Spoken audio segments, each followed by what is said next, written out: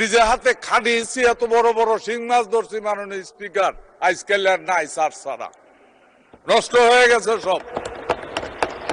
জনাব আনিসুর রহমান মাদারীপুর ৩ একটি সম্পূরক প্রশ্ন করতে পারেন। স্পিকার, আপনাকে ধন্যবাদ।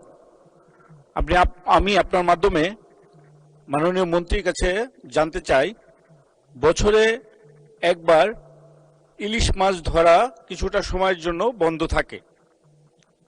আমরা যাতে বেশি করে ইলিশ মাছ পাই সেজন্য বাংলাদেশে হাওর, খাল, বিলে যে মিঠা পানির মাছ থাকে, বৈশাখ মাসে অন্তত 15 দিন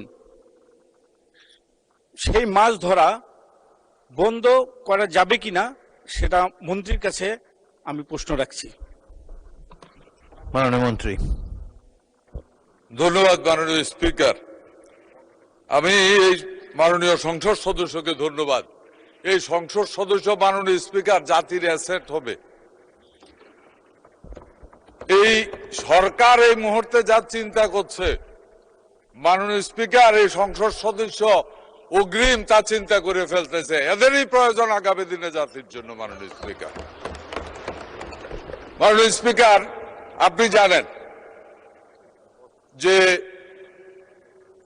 ইলিশ মাছের জন্য, ইলিশ মাছের বিশেষ করে যখন ডিম দেওয়ার সময় হয়, এই সময়টুকুতে সারা বাংলাদেশে ইলিশ মাছ ধরা বন্ধ থাকে এবং সেটা লম্বা সময়ের জন্য, প্রায় 2 মাসের জন্য বন্ধ করা হচ্ছে। এবং এই সময়ে যারা মৎস্যজীবী আছে, ইলিশ মৎস্যজীবী আছে, তারা যেন অভাবে না পড়ে, এই কারণে তাদেরকে ফ্রি চাল দেয়া হয়। মাননীয় স্পিকার, এবারে শুধু ইলিশ নয়, ইলিশ, নদী সহ সমুদ্রে পর্যন্ত এই মাছ ধরা নিষিদ্ধ করা হচ্ছে।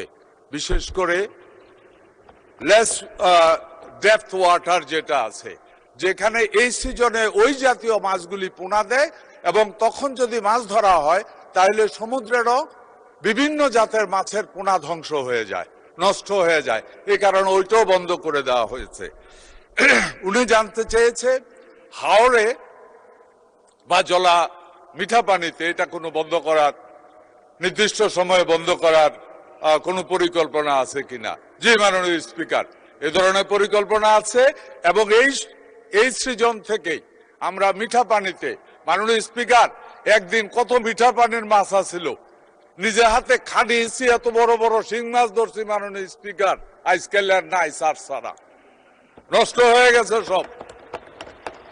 টাকি মাছ, কই মাছ কিচ্ছু পাওয়া যায় না মাননীয় স্পিকার। এর কারণে একটাই, ন্যাচারাল যে ব্রিডিং আছে এটা ধ্বংস হয়ে গেছে।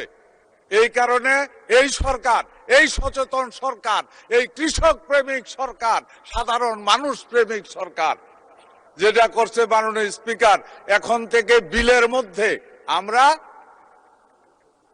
একটা কি বলে এটাকে, ফ্রি জোন,